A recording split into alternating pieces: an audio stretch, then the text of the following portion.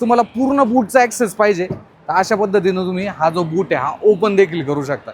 आज मी तुमच्यासाठी जी गाडी घेऊन आलेली नाही ती निसान कंपनीची आहे। आता भारतीय मार्केटमध्ये तुम्ही जर विचार केला तर निसान जर पाहिलं तर लिमिटेड गाड्या विकतं, बट इंटरनॅशनल मार्केटमध्ये तुम्ही जर विचार केला तर इथे यांची एक MPV आहे, तुम्ही पाहू शकता। इलेक्ट्रिक जो गेट आहे हा तुम्हाला सेकंड रो मध्ये इथे मिळून जातो आणि रिअर प्रोफाईलमध्ये ही गाडी जर पाहिली ना तुम्हाला वाटेल हा सिंगल टेल गेट आहे, बट असं नाही आहे। आता समजा तुमच्या हातामध्ये काही साहित्य वगैरे तुम्हाला पूर्ण जो बूट आहे हा ओपन करायचा नाही आहे तर अशा पद्धतीनं तुम्ही बूट ओपन करू शकता। इथे तुम्ही पाहू शकता किती स्पेस आहे, तुम्हाला पूर्ण बूटचा ॲक्सेस पाहिजे तर अशा पद्धतीनं तुम्ही हा जो बूट आहे हा ओपन देखील करू शकता।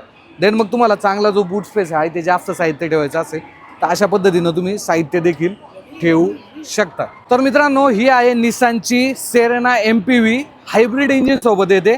मायलेज जर पाहिले एक 22-23चं मायलेज आहे आणि बँकॉकमध्ये या गाडीची किंमत जर पाहिली तर एक अराउंड 45 ते 50 लाख रुपये जर पाहिलं तर किंमत आहे।